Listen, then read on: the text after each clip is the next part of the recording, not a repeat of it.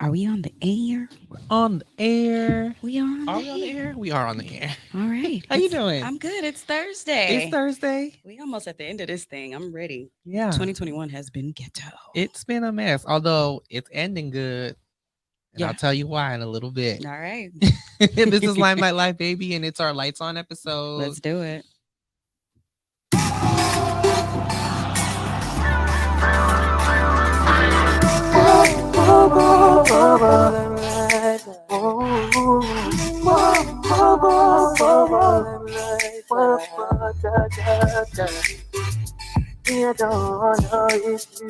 Step into the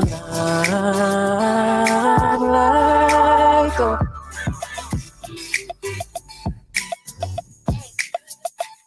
Yeah, you cute. Your ponytail cute. Is it cute? It's cute. You know, it was giving some volume. I was like, let me put it up like this, and it's All the curls. Yes, You- girls. Thank you. Love thank it. you. But welcome everyone to Limelight Live. This is one of my favorite times of the month where we do our all flashlights, lights on episode. I am Shariq LeMay and I have my host. J K, you already know what it is. You know what it is. Make sure you guys are calling in. Let us know what you want to talk about. 323 900 0478. Hopefully you're watching either on LeMay Day website or you're listening to us on the Good News Radio. Make sure you download that app as well. And Yep. holla at us. But Holla at us. Yeah. How was your week so far? My week was good. My week was busy okay, so as busy. I prepare for something big. So I wanted to wait until the ink was dry Dry to on the announce my new role at Blavity. What? Yes. Applause. Get it together, Kelby. So yeah, Congratulations. No, I knew you was thank gonna get it. I'm now the manager of branded production for editorial and social for I Blavity. love it. This is a role that, like, honestly, I really, really wanted. I respect the company, the brand Blavity, Yeah.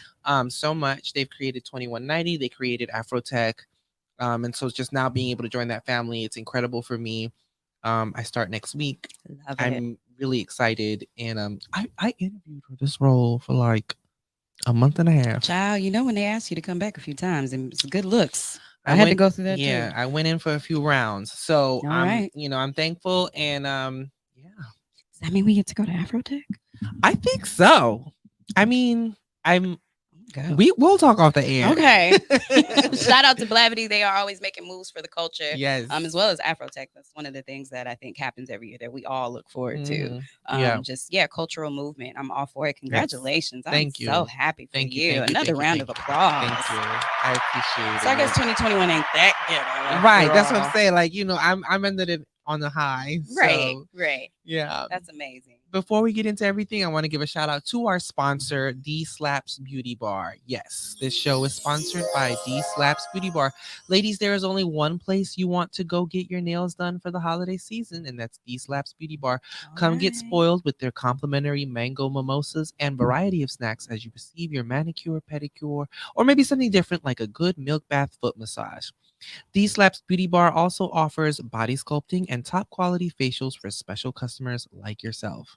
Stop by D Slaps Beauty Bar located in Torrance at 24401 Hawthorne Boulevard and get the treatment you deserve. Once again, D Slaps Beauty Bar located in Torrance at 24401 Hawthorne Boulevard, and ask for Tiana or Mocha. And tell them you heard it right here on Limelight Live on the Good News Radio. You better tell them because we're going to go ask. I need to meet Tiana and Mocha because these names. I'm here for it. Yes, make sure Listen. you get them nails and everything done for the new year. You know what's funny? Somebody had said, I haven't been seeing a lot of these New Year, New Me posts lately. Like people are kind of scared from 2020 and 2021. And so it's a very much a different season going into the new year. But nonetheless, I'm excited. I think we've gotten used to not knowing what to expect Right. because of, living through, about to go on 2 years of living through a pandemic. There we go. And this Omarion Mariana Cron is really kicking up speed out here. So make sure you guys are being safe. Yeah, let me go get my booster. Okay. Because I still got a few months left. They saying the booster heavily keeps you safe from it. Child, and then it's gonna be a booster. A booster. I don't know. A boost to the booster. Sign me up. Sign me up. But yeah, let's definitely get into these flashlight topics. We have so many things to talk about. There's so much going on in the world. And again, please make sure you are calling in at 323-900-0478 if you'd like to chime in. If you disagree with us, we'll argue. It's nothing. You know, we got things to just get off our chest. So we're gonna start off first. Flashlights. Flashlight topic. Light. Shout out to Kelvin on the ones and twos. Yeah, shout out to Kelvin. So I wanted to kick this off with something that consumed my morning. This morning, I just so happened to head over to HBO and decided to watch the Sex and the City reboot series, aka it is called And Just Like That. Well, first of all, how do we feel about that? Like them changing the name? Well, I don't mind it only because didn't she often say that when she was narrating? Oh, Carrie Bradshaw, she often says, I remember it in the movies. She often says that, and just like that. Yep. And so I think it was just kind of like an ode to and just like that, things are different, things are new. Yeah. So, you know. Yeah, I thought it was really good. I was upset for two reasons. No spoiler alerts, but it's all over the news. If you haven't watched it, please hurry up and watch it so I can please talk about it because I was very upset. One, my favorite character, Samantha, is not on the show. Samantha is not there. And obviously there's some type of disagreement, Well, Kim does not like Sarah. Yeah, they don't get along. Sarah Jessica Parker and Kim Cattrall do not get along. It's very well known. Actually, Kim was funny. She went live when it premiered. And she was just out enjoying her life, living her best life. I love her. She's my she's great. The show's not the same without her. No. But I'm wondering if Boris Kojo, Nicole Parker is going to be kind of like her replacement at some point. I think that might have been a discussion. I think so. It seems like where they've placed her, she's out of the new characters, she's the only one that's been placed with all three girls. Yes. So I'm thinking she might be like their new friend. Like she'll come in through Charlotte. Yeah. Because in both of her scenes, well, out of two of her scenes in the episode so far, she's been with all four women. Yeah. All three women. So I mean, I guess they've heard us, you know, in terms of us saying we need a little bit more color representation on this show because you guys are in New York. Let's get it together. Okay. Honey. There's plenty of brown and black people around y'all. So let's not who have the fashions. Okay. I think Nicole R.E. Parker is a good addition to this cast. She makes great sense. Actress. She's beautiful. She feels right. Yeah. So. It didn't feel corny. It didn't feel like they were, you know, pushing her on us. Yeah, it didn't feel forced. Yeah, I like her. Had its great funny moments, and then it had its extremely sad moment that left me in tears and angry and upset and just like, why? Yeah. Why would you do this to me right now? No spoilers because Kelvin is in the room and he hasn't watched it yet. You jerk, womp womp.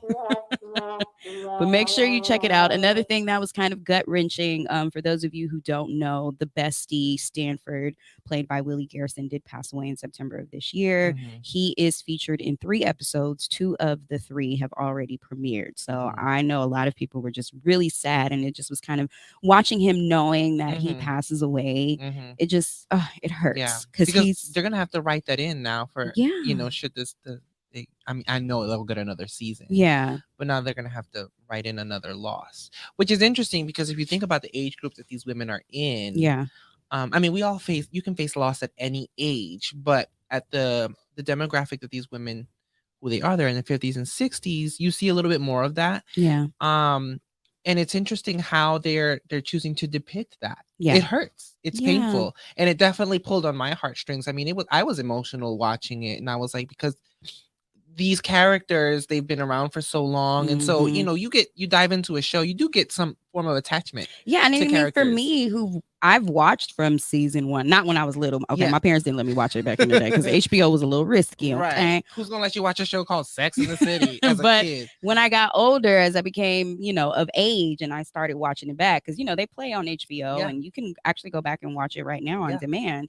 I grew up with Carrie and thinking I'm the age that they are in the beginning of the series now, you know, and just seeing what they go through, and now seeing them as they've aged, and now Brady is grown. These kids, what you see, Lily is popping. Yeah, you know, Rose is a rebellious teen. Like it's crazy. So I'm here for it. I didn't think I was gonna like it so much, but you know, the jury is still out. But it had its So far, emotional I moments. will say that I like it. I And like it. I'll even say that the way, and I won't say how to not spoil anything, but the way they decided to write out Samantha's character, I'm even okay with that too. The explanation that they gave. I It feel felt like realistic to me. I really feel like she's gonna come back. You think I so? think she's gonna come back. I hope that at some point she has a They change of have heart. to. Like at some point, even if it's just one episode, you have to give us Samantha at Mhm. least one time. But it's up to Kim. It's up to Kim. It's Come up on, to Kim. Kim. We rooting for you, girl. You And know, Sarah, get your act together. I would say do it for the fans, Kim. Put your pride aside because you Yeah. are a beloved character. It's not about your beef. It's just about what you gave to the world through Samantha James And she looked Jones. better than all of them. I mean, and she's the oldest And too. she's the oldest. She looks incredible. Yeah. All right then. But yeah, so if you guys check it out, let us know what you think. I'm excited to keep it going and watch Sex in the City and catch up, Kelvin. Yeah. Sheesh, what's wrong with that guy? All right, I'll get into this next topic. This was somewhat surprising to the music community as a whole. Pretty much anytime this man drops any, body of work, the accolades come. Yeah. And we know Spotify Rap just did their thing. Usually this person is at the top of the list all the time. We're talking about none other than Drake. Yeah. Certified Lover Boy has withdrawn from the Grammys. See, Yeah. I'm so tongue tied. I'm surprised. Yeah. He has withdrawn from the Grammys. Speculation is still out as to exactly why. We do know that he protested somewhat in terms of The Weeknd being nominated and him withdrawing or something of that nature. Some are speculating that it is also possibly due to the whole Astroworld controversy because he is involved in some lawsuits pertaining to that. Perhaps it's not, that tasteful for him to be showing up at award shows and winning, and then you're gonna accept this. I could see that. Yeah. However, in about T-minus 45 minutes, your boy is going to be performing at the Coliseum with Kanye West for this Larry Hoover benefit concert. So if you're gonna pull out of the Grammys, well, why don't you just kind of pull out of everything for a little bit, right? And stay out of the limelight. So of course we know this is all about peace that he's doing with Larry Hoover and for Larry Hoover with Kanye. They're squashing their beef and whatnot. But it just really leaves me to think that it's really about the Grammys. But the only thing that's confusing is he submitted. You have to submit for the Grammys, people. You don't just get chosen. Or his team submit? I think it's like with him, it's probably an automatic thing, possibly. Yeah, possibly. True. But it's just funny he withdrew after the fact. Do you remember? Was it last year or the year before when he was doing an acceptance speech and they cut him off? Because he started saying that he was in the middle of his speech. He was saying how these awards don't matter. If you have your audience, if you have something to that effect, like these awards don't matter. And they cut him off while he was saying that because they honestly they don't matter. Like screw these awards because so many people get snubbed every year. I think I'll even go as far as to say that it is hard to really truly acknowledge everyone fairly. Or winners fairly. Sometimes there are more than one winners who are more than deserving in a specific category. Someone will always get snubbed 100% of the time. Yeah. And so when you think about it like that, I do think these awards don't matter. Like, does your audience care about you? Are they buying your records? Are they supporting you? I think those are the things that really truly matter. And I think that's what Drake was trying to. So this is exactly the quote that he was saying. So Drake said and began quote, "This is a business where sometimes it's up to a bunch of people that might not understand what a mixed race kid from Canada has to say or fly Spanish girl from New York or a brother from Houston."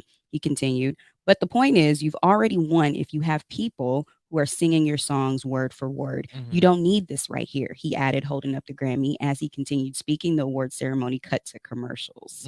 Producers mistook a pause for the end of the speech. So I think you have a point right there too. He probably just feels disrespected. And he knows he's already, winning in terms of his streams and everything else. I'm not worried about y'all. Yeah. Yeah.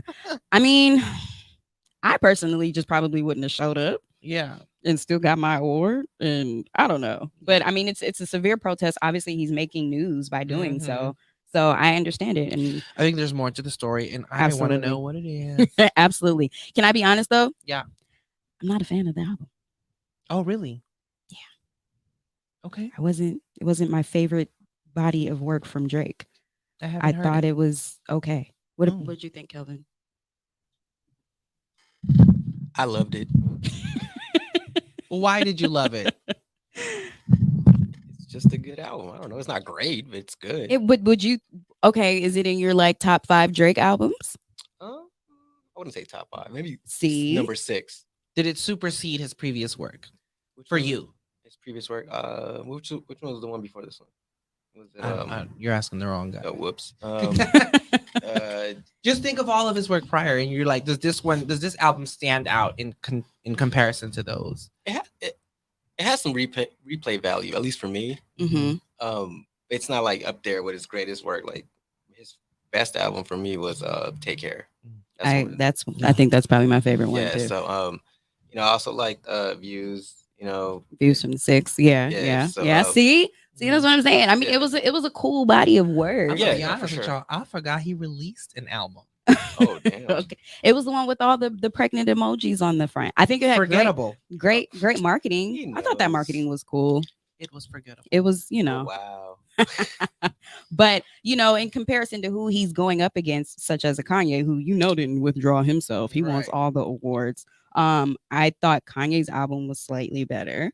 Okay. It was a lot more interesting, and it came with its controversy as well. Wait, was that the gospel album? It's the Donda album. Is that the gospel album? Is Donda considered gospel? I think it was nominated as a gospel body of work. Now that you say, but no, it couldn't have been because it had diss tracks and it had all kind of stuff in it. But there's gospel music in it. Yes. Okay. There are some gospel components to it. Absolutely. So yeah. So I don't know. I mean, it was an okay album. So I'm not like heartbroken over him not being in it. But nonetheless, I hope their concert goes well tonight. I hope people are safe because LA is crazy.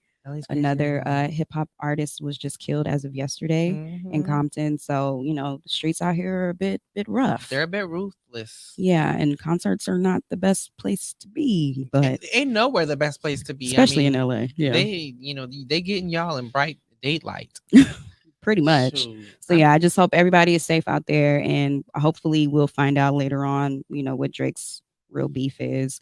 They're doing this concert to benefit Larry Hoover and his appeal to be released from prison.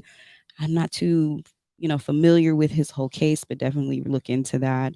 And yeah, shout out to Drake, certified lover boy. Not gonna be at the Grammys. Gonna suck this year. I feel like they always. I don't know. Me, I stopped watching award shows. I'm just never that truly impressed.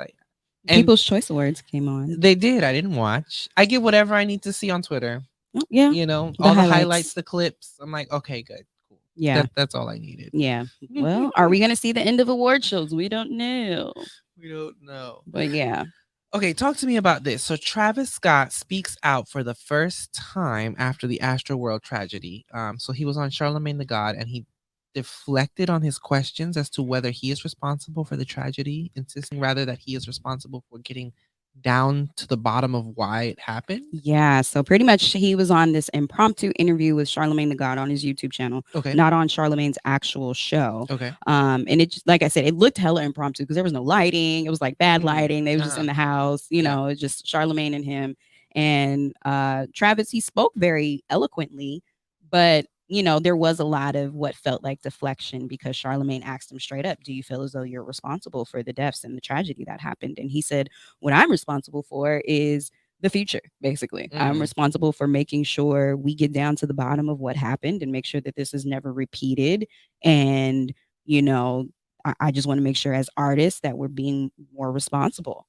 So he's speaking on behalf of himself and for artists at whole, which we have seen a lot of artists. I've been seeing a lot of clips of these artists stopping the show, to make sure somebody was okay. I was at the Tiana Taylor concert. She did it. Summer Walker or somebody else did it at their concert. And then I think even the comedian George something, the Latino comedian George Lopez had a situation at one of his shows recently. So people are definitely on high alert these days, which I think is good too with COVID and everything happening. I say, why even do the interview? What's the point? No, I don't get it. Alec Baldwin did an interview too. Did you hear about that on one? Hulu? It's on Hulu. You can watch it. Yeah, he did it with George Stephanopoulos. The first hear it from here first or something like that. Yeah. So people are like comparing it like, okay, well maybe, Alec Baldwin did it, but Alec Baldwin came straight out and said, I didn't shoot the gun. He said he didn't pull the trigger. So then how did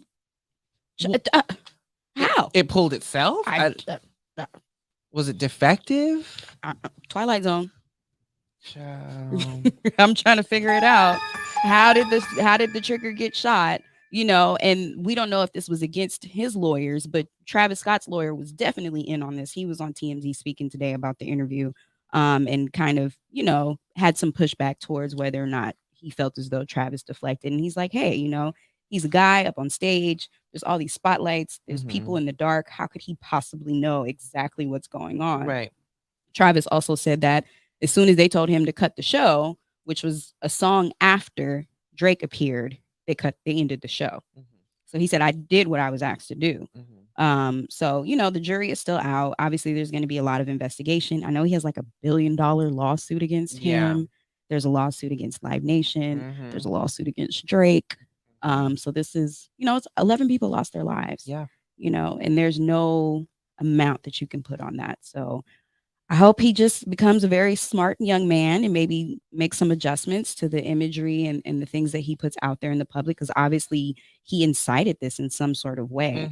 Maybe it wasn't exactly in that moment, but overall, because this wasn't the first time, right? That people were injured and put in danger at his show. Yep.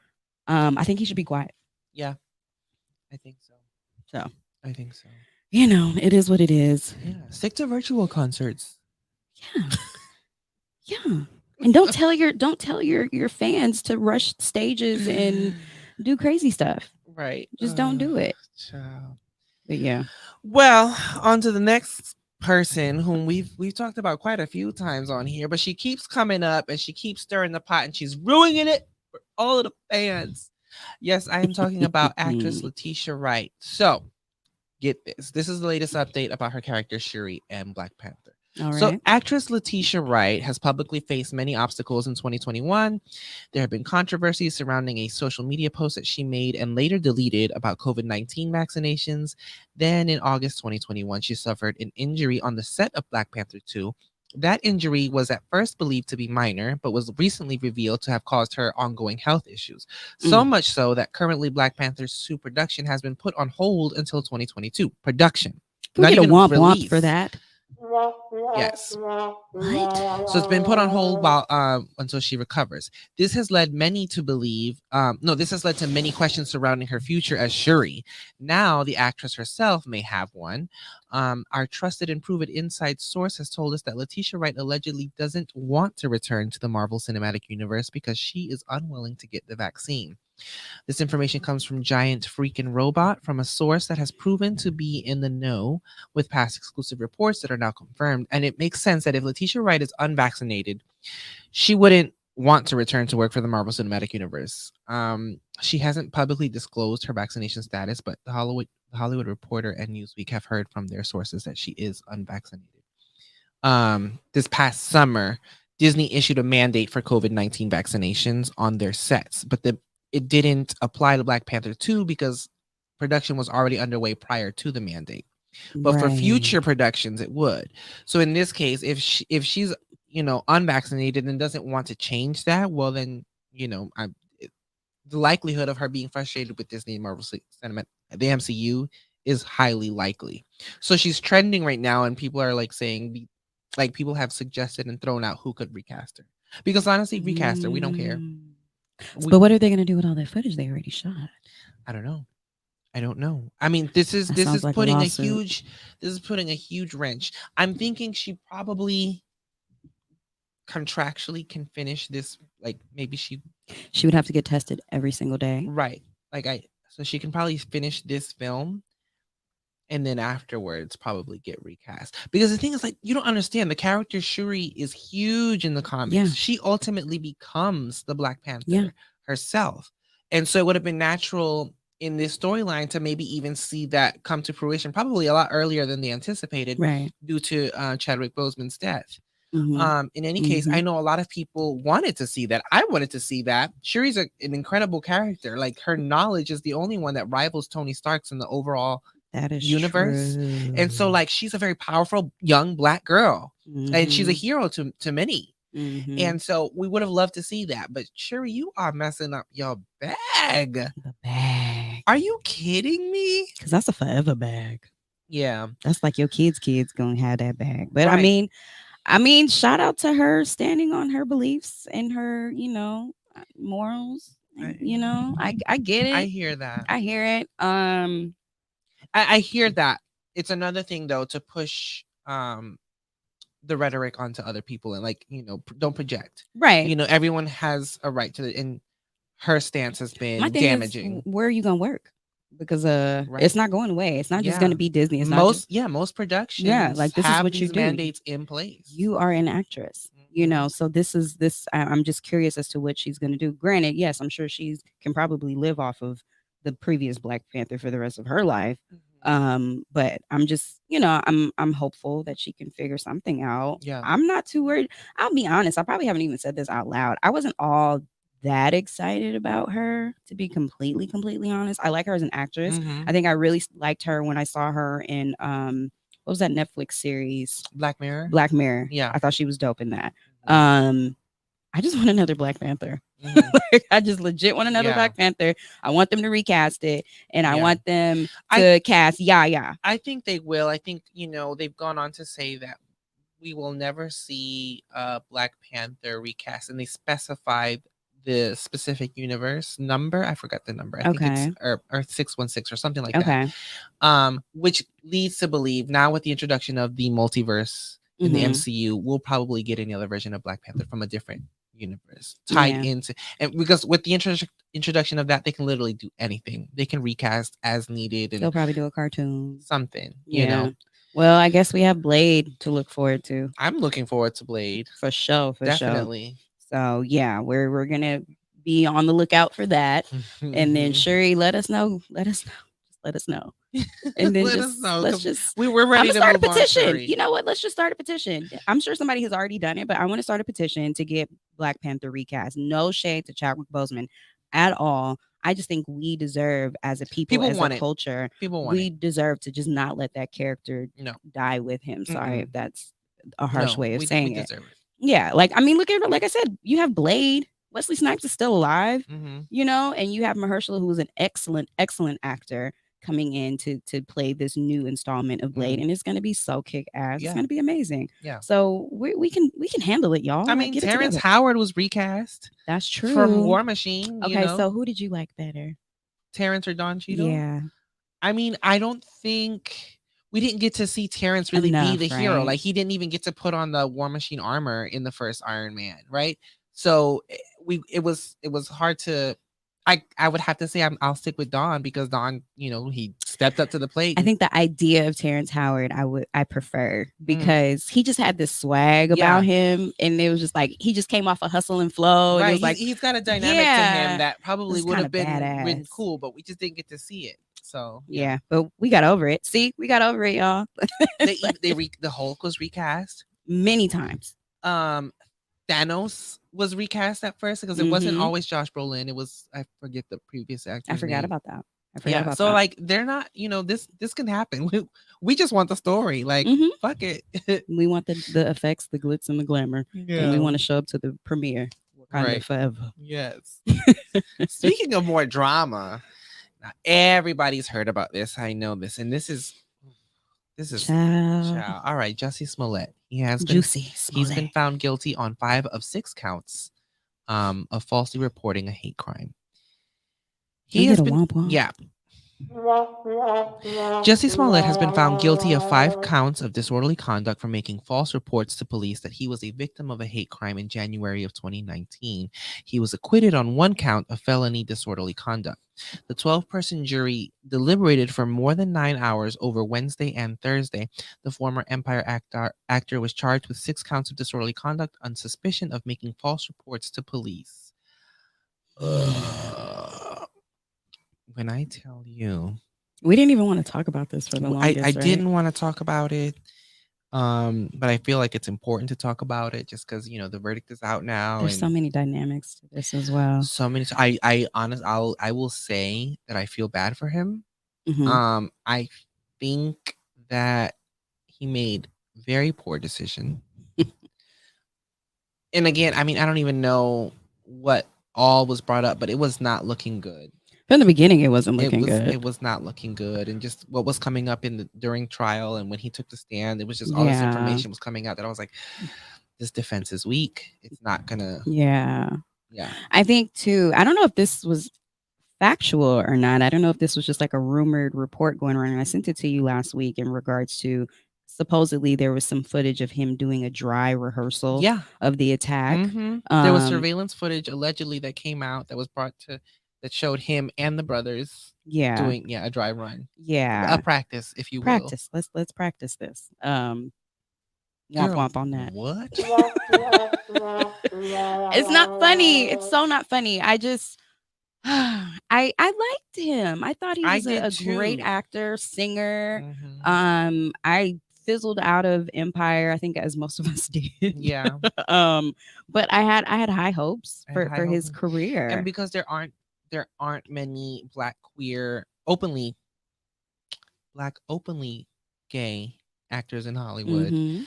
And he showed promise. Yeah. I've met him a couple of times. He was always just a stand-up, nice guy. I've seen him perform live. Talented. Yeah. And this, I hate to say it, but this has absolutely tarnished his brand. This is definitely an L. Completely. L for the culture. I just think it's unfortunate. I honestly would like for him to just come out with an apology, whether he thinks he did it or not. If he's really trying to maintain, I'm innocent. At some point, there were some falsehoods involved, or else this would have just been an easy, squeaky clean case. Because the Chicago Police Department is notorious for being absolutely shady and corrupt and. Right. So, but what did they have to lose from this? If this was a genuine case of this Black queer man was a target of a hate crime, and they went after it and they went for a conviction and this would have looked good for them, for the community. You know what I mean? So I don't think no one wanted this. No one wanted this to be this circus that it turned out to be. Yeah. And it's just to think that, he orchestrated this and now there's questions of these other men that are involved, their sexuality, and it just got to be a lot. And I think a lot of people said it best in the comments, like, we're over this. Like, we're over it. Yeah. Like, this has gone on for too long. This happened in 2019. Let's move on. Yeah. So now we have the verdict. I hope he doesn't see jail time. I don't think he's going to see jail time. Most people are speculating he'll have probation. Yeah. Maybe some community service. I hope for his sake, he just at least comes out with some sort of apology. But that's hard to say. If he genuinely thinks he was a target of a hate crime, he probably won't. There's so many moving parts to this story because I don't know. Like with that and the brothers and the information that he brought to this, like when he gave his testimony, he brought up his sexual relationship with one of the brothers and their drug use and all of it. And I was like, wait, am I missing something? Why is any of that relevant to? He went so far as to admit that he was buying cocaine. Like, I don't know. That he was going to bathhouses with this man and that they were masturbating together. That's a lot. And he took the stand. He's saying all this stuff in front of his mother, in front of his sister, because they were in the court with him. That's a lot. Could you imagine? Some people really do, there are certain conditions and there's a certain point of narcissism where people really do tell themselves something so much so that they really do start believing it. Maybe he is that classic case. And what's so crazy is his character on Empire. This is like what I would imagine his character on Empire would do. Yeah. You know what I mean? That's what's just so crazy about the whole situation. But, shout out to his family and all of his people that support him. He is going to try to appeal. Of course. Of course. I think we're over it. Yeah. We're over it. Yeah. But, I do feel bad for him because I liked him. I did too. Well, today, the Halls of Ivy collection was released for Ivy Park by Adidas. Yes, you already know what it is. Beyonce and her Ivy Park. This collection is aptly titled Halls of Ivy, and the campaign behind it made it. It was so. If you didn't know, Reese Witherspoon and Ryan Phillippe's son and daughter, who are basically the spitted image of them. It's ridiculous. They're in the campaign. Right. And so the theme was Cruel Intentions. for that campaign, and I was like, oh my god, I love this. Come on, Marcus. And then I love Reese, I really do, and I love Ryan Felipe. Their kids are so cute, they really do look just like them. So when Beyonce and her team put them in the campaign, it made so much sense. And with inspiration being Cruel Intentions for I was like, yo, that's so fire. It looks good. All right, good job, marketing team. I love it. Creative team. Yes. The whole team. Good job. Naturally, several items from the collection sold out within minutes.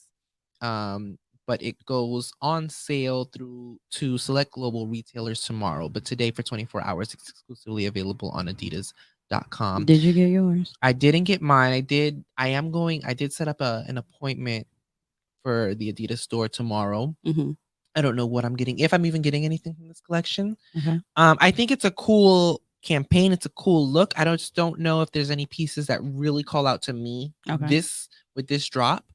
There are 89 apparel styles, 4 footwear styles, and 11 accessory styles in sizes ranging from XXX small to 4XL.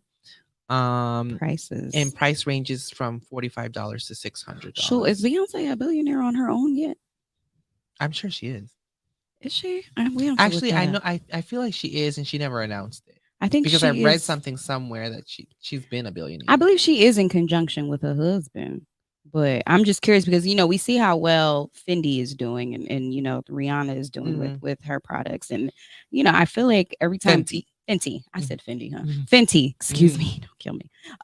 We see how she's doing with that. And then, Beyonce, whenever she drops, but it's like a limited exclusive amount of the apparel though, right? It's just not out all the time.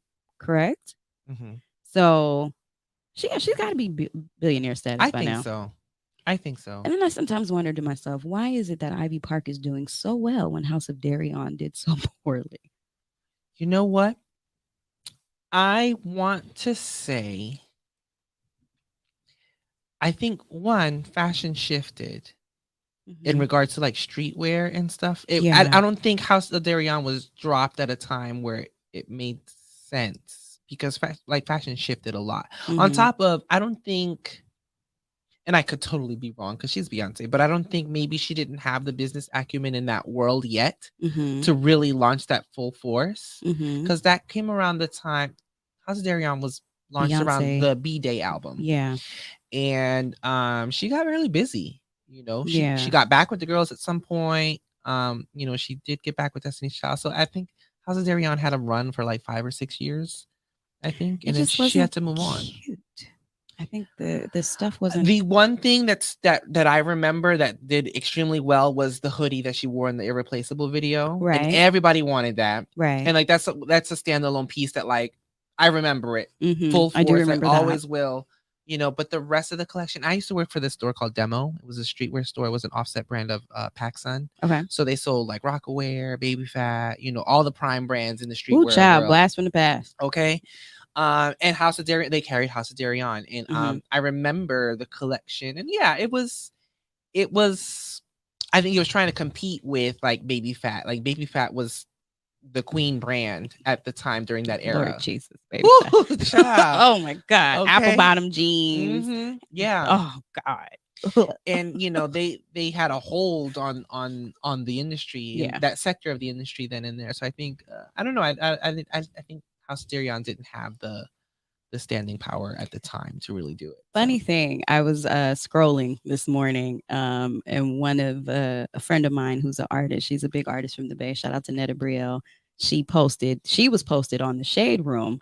Shade Room had a very shady post that came out yesterday.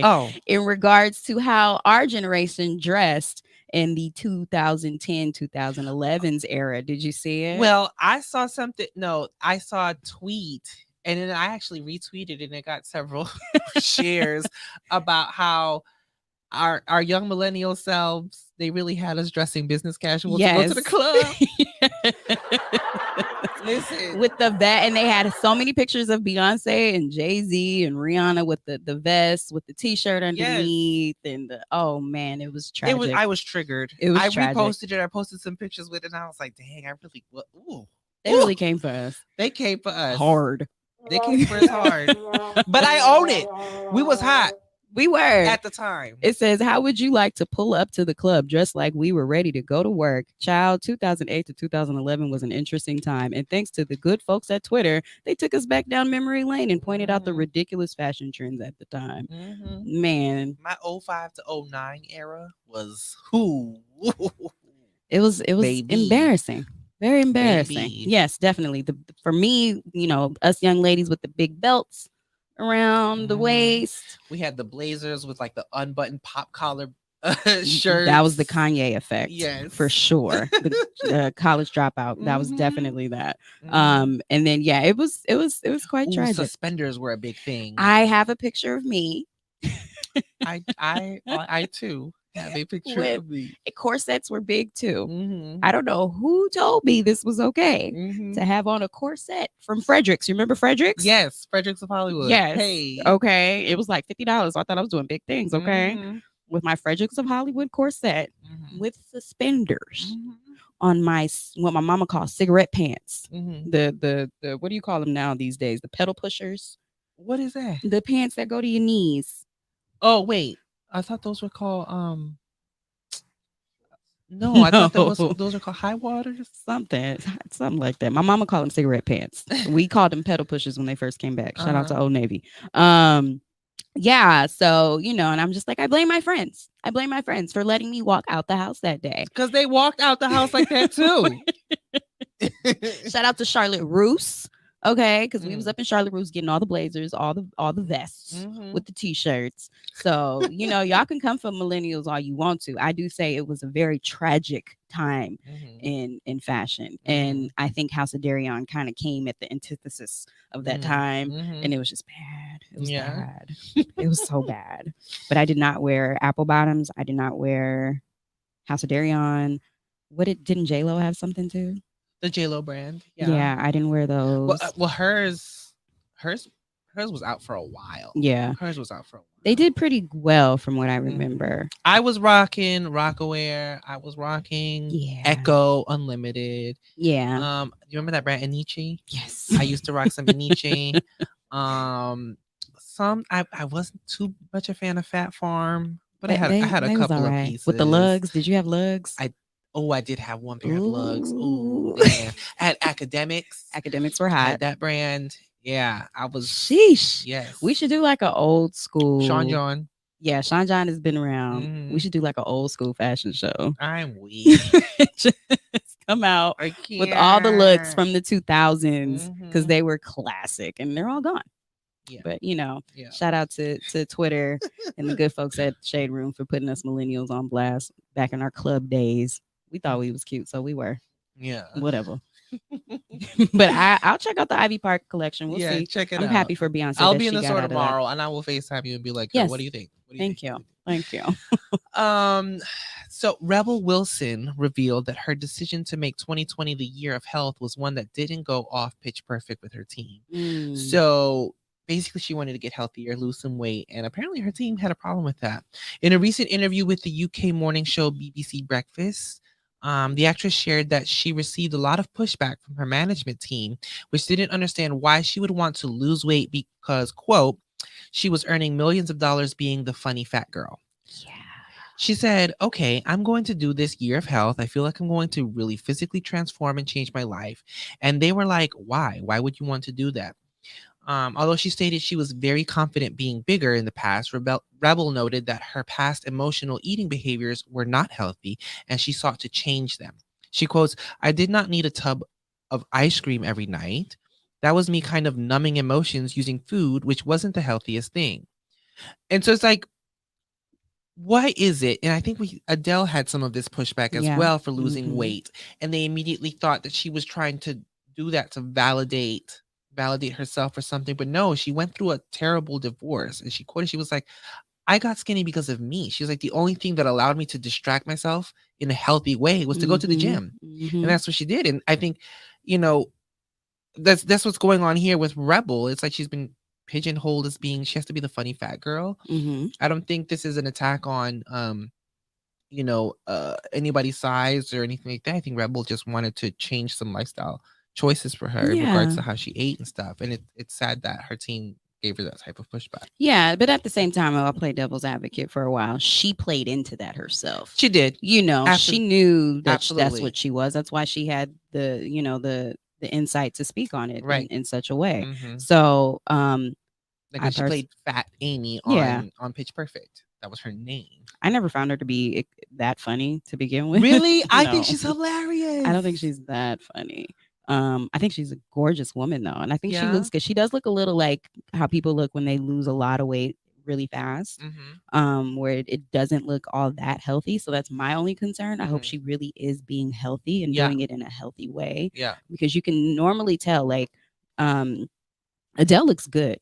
Yeah. Like Adele doesn't have that look to me to where she kind of looks like, you know how the skin kind of looks on the neck and like she lost weight too fast. I think you have to do it in a healthy way to where it supports your organs, because that could be a shock on your organs. So many times we've seen, even with celebrities that were always heavy set, and then they made a quick change to lose weight, and then they ended up having a heart attack or some sort of ailment that left them, disheveled. So I think as long as she is doing it for the right reasons and she's doing it in a healthy way, I think shout out to her. And I'm excited to see what she does next. Yeah.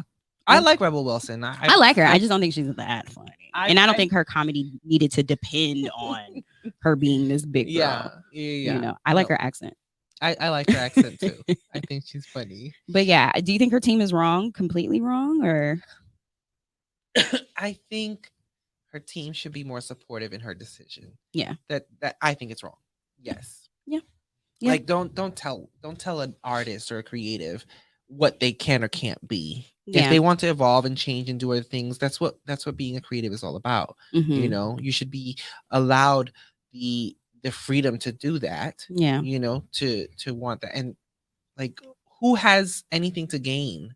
It sounds like they had more to gain from her staying what she to that than she did. So yeah. I think I would love to have heard exactly how the conversations went. Because I can't imagine somebody being that insensitive and being that blunt with her saying that. More so, they probably gave her that overwhelming feeling of that's what they meant.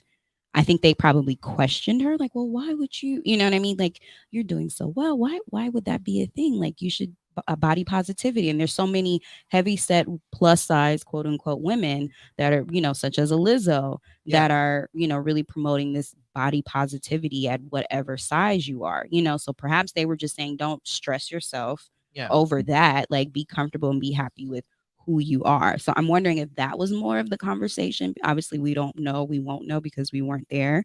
And then maybe they just took this and ran with it.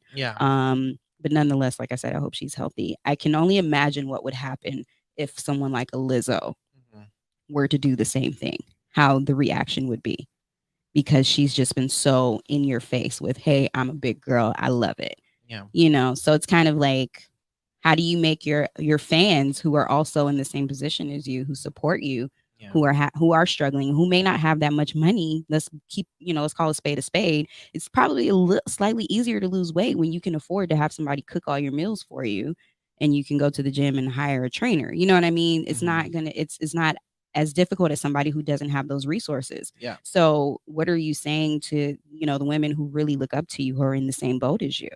So I don't know. I can see both sides. There was something on last year in November. She also shared that her experience that her weight gain was also attributed to something called polycystic ovary syndrome, PCOS. Yes, she said she started gaining weight when she was about 20 because of PCOS, and she gained weight rapidly. She said it's a hormone imbalance and you gain a lot of weight usually, and that's how it manifested in me. She says, sometimes I feel sad, but then at the same time, I worked my body to my advantage. She reflects, I like being all sizes. It's just now turning 40, I'm more health conscious and thinking of starting a family. I like it. Yeah. That I totally understand. So shout out to her, and I wish her the best. And her team, go kick rocks. Yeah. Y'all asked y'all questions. Y'all put y'all opinion out there. Now leave it alone, because she ain't having it. Are you a Sonic the Hedgehog fan? I used to like to play the game back in the day. I love Sonic the Hedgehog. Did I watch the most recent movie? I can't say I did. Watch it. It's good. Okay. Watch it. It's good. I love Sonic. I used to play the video games. I used to read the comics. Okay. Sonic, that's my boy. And I love Tails, his sidekick. So at the end of the first film, Tails was introduced kind of like as a post-credit scene. Mhm. And so the newest trailer for the sequel has just come out. And our Yeah. first look at Sonic's arch nemesis, Knuckles, was revealed. The character is being voiced Knuckles. by Idris Elba. Wow. Yeah. Okay. And I like Knuckles too. Knuckles is a badass. Yeah, Knuckles was dope. I remember He's Knuckles. a badass. The cartoon, I did watch it. Yeah. I remember when he was introduced into the video game. I was like, "Who is this guy? And he can fly, and he's red. He punches things." Mhm. But fans went crazy. They, Jim Carrey is back as Dr. Robotnik. Mhm. Everyone else is reprising their roles, including Natasha Rothwell, who was in the first one. Okay. And she had a lot of comedic relief in the film as well. I don't know. I'm just reporting this as a fan. Like, I see. I think it's really and dope. now, the more you talk about it, the more I'm excited. And I actually do think I did see it. And I remember, what was the theme song for the movie? Was it Gangster's Paradise? I think so. Yeah. Yeah, I remember that. And I remember us being excited about it because Miku was really good friends with LV, the singer of Gangster's Paradise. Uh-huh. So yeah, that's pretty dope. And I love how they're incorporating, contemporary and modern culture into it. And these kids just don't know. They don't know what it was like for us back in the day playing these games. Okay. And they were not the greatest of quality, but they were so much fun. But I'll still play them. Okay. Kelvin, did you like Sonic the Hedgehog? I did, but later on, because I grew up with like Nintendo. Yeah. So I had like the Super Nintendo, Sega. all that. But, Yeah. My cousins had the Sega Genesis, all the Sega stuff. So I would go over and play it there. That's how I really played those games. But Yeah, I didn't have a Sega. yeah. I had a Sega Genesis. I had the Nintendo. So you was with the bougie kids. No, I wasn't with the bougie kids. I had a Sega Genesis years after it came Oh, out. after the fact. I started with Sega when the Dreamcast came out. Oh, I remember snap, I Dreamcast. That's that. why when I had my own The Sega nostalgia. Oh Yeah, my so- gosh. But do you guys remember when PlayStation? Yep. When PlayStation came out, it was Tomb a wrap. Raider. It was a wrap. No, Crash Bandicoot. Yes. But Crash. didn't they give you Crash Bandicoot? Like, wasn't that automatic? Like, that was your first game? Depending on which console you got, but yes, at some point they brought it on with the game. Yeah, but my favorite back with the Nintendo days, we used to take the Nintendo game out. Cartridges. And blow Yeah, it in the cartridge, yeah. These kids will never know. They never know the struggle. And supposedly you weren't even supposed to do that. It didn't. No, do you know, anything. I used to use the Q-tip sometimes just to get the dust out. Uh-huh. Yeah, they said that was I a would bad take idea tissue too. paper. That too, yeah. I used to do the duck hunting Duck one. hunting, yeah. Oh my god. I started with PlayStation 2 because PlayStation 1, my cousin had it, so I just played his, and I had the Nintendo 64. So I remember Nintendo so we just 64. swapped sometimes. We played like he'll let me borrow his console, I let him borrow. I remember, what was it? Banjo-Kazooie? Banjo-Kazooie, Mhm. that was Nintendo 64. Yeah. that I was think a there fun should be a game. Crash Bandicoot movie.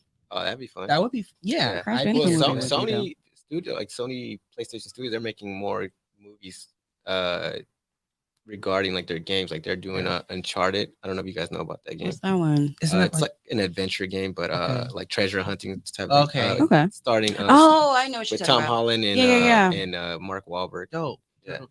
Yeah, I'm here for that. I think we're gonna start seeing a lot of that. Yeah. We're gonna start seeing a lot of Because that. there was always that that dark cloud over video games going into movies because they're Mhm. usually just They terrible. were Mhm. awful. So there's been a trend lately that they've actually that haven't been that bad. They've been actually good. Like Yeah. Sonic, I really like Sonic, I loved It it. was great. Loved Yeah. it. So I'm here for it then. and then Last of Us is another game from Sony Studios that they're making into a series on HBO. Yeah. So, yeah, with what's his name? Pedro Pascal playing the main character. I like Pedro Oh. Pascal. Yeah, he's dope. Actually, speaking of video game movies, y'all remember the Super Mario movies I don't from want the to talk about 90s? that. I loved I that didn't movie. see What the it. heck? And I they didn't left watch us- it. I heard it was so bad. No, it was so good. Well, Was as a it? kid, I loved it. I thought it was Even as a great. kid, it was And they bad. left us with like this really crazy cliffhanger, thinking like, "Oh wow, they're about to do sequels and it's gonna be good and this and that." I And think it they could never bring it back happened. then. No cliffhanger, man. They Yeah. fell off the cliff, dude. Yeah. That was bad. I loved it. I thought it was good. John Leguizamo was. I know. I remember Luigi. John Leguizamo being Yeah. Luigi. Bob, what's his That's name? dope. Bob Haskins.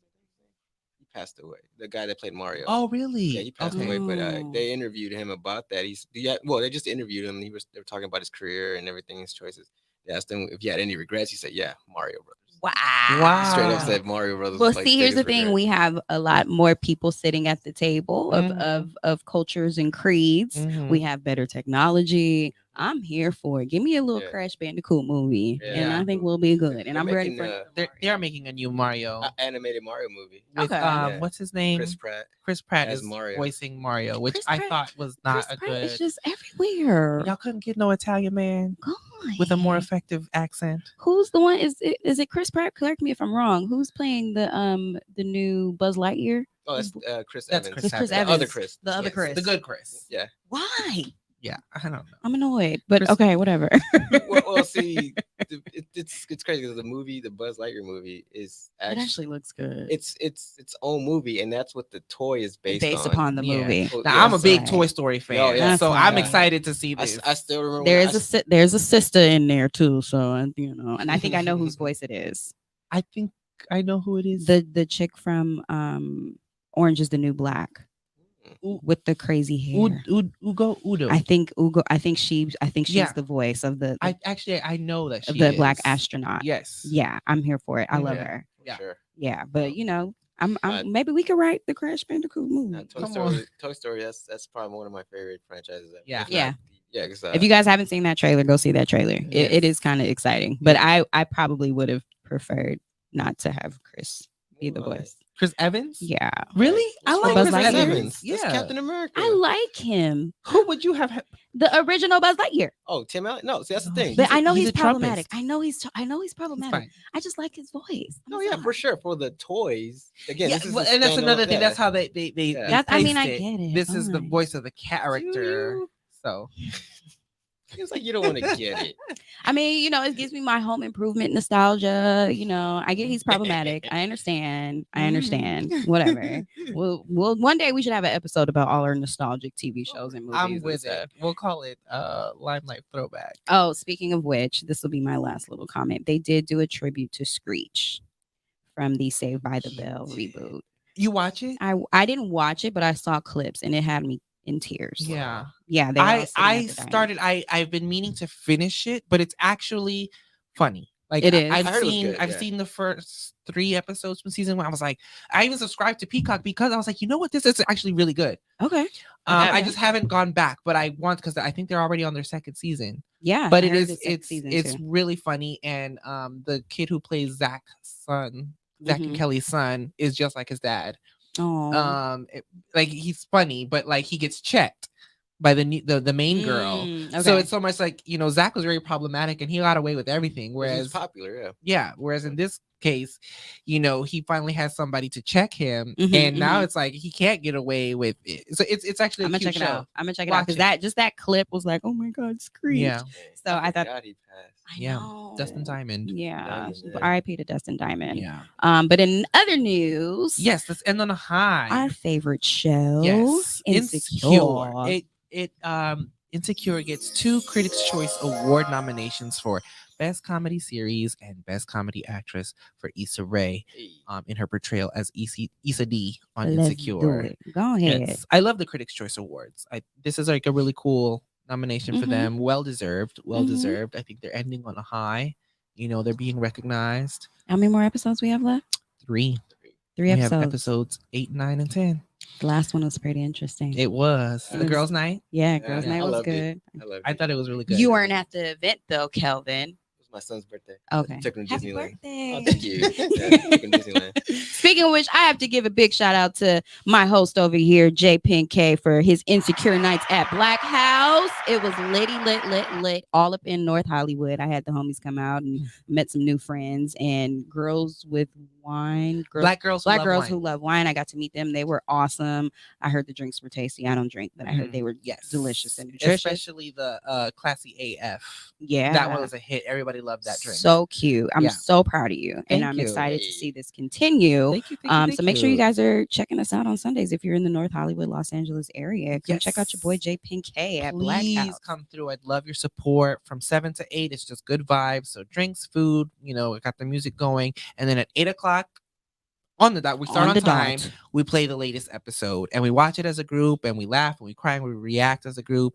And it's just a fun, good time. And actually, this week, Mhm. I have a special thing to offer the guests. I've got a sponsor. Hey. Come on, Yes. sponsor. ORS Hair Care is providing complimentary gift bags to all of my guests. Ooh, I'm gonna go. Yes. Yeah. Yes. I'll take a lift. If I Yes. if I don't have a car, I'll take a So lift. please come through. Yeah. I'll have a photographer this week. Hey. You know, get some good shots. Get this Getting a haircut footage. on And your Saturday, so a that's free perfect. free gift bag. Like you don't need to buy anything. Just come. You know. But also the food. yeah. Black House. Shout out to Black House. Black It is a House, black-owned baby. business restaurant in North Hollywood. The food is spectacular. It's really, really good. I enjoyed everything. I ate off of some of my friends' plates as well as had my own. Oh, I'm definitely getting those sliders. Them sliders. Those sliders honey. that Heather had. Oh wow, those looked so good. They were delicious. I had their fried Oreos. Oh yeah. So yes, I have not tried those so yet. good.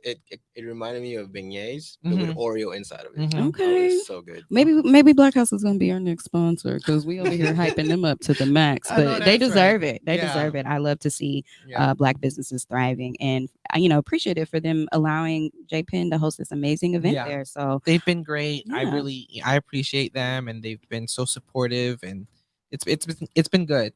It's been good. so I just tell your expect it to keep getting friends better and better. to come through. We only got 3 more chances. 3 more chances, and for that finale, we're gonna go all out. So Okay, get yeah, ready. It's gonna But be a vibe. definitely. But yeah, this is a full episode of Flashlight Topics.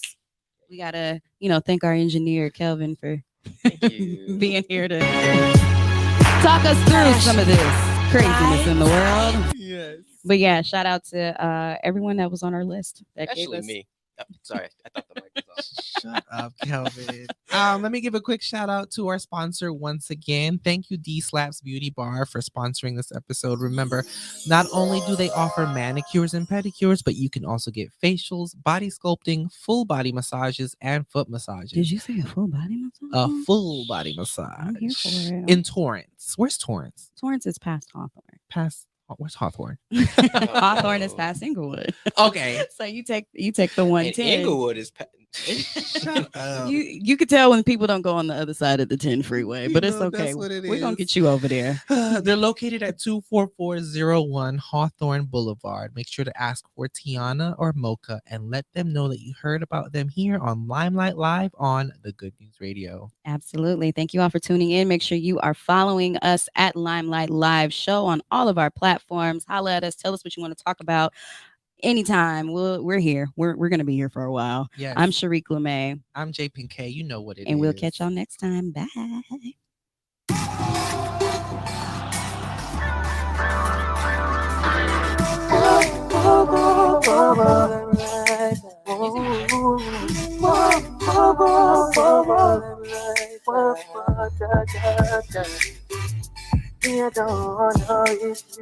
Step into the limelight.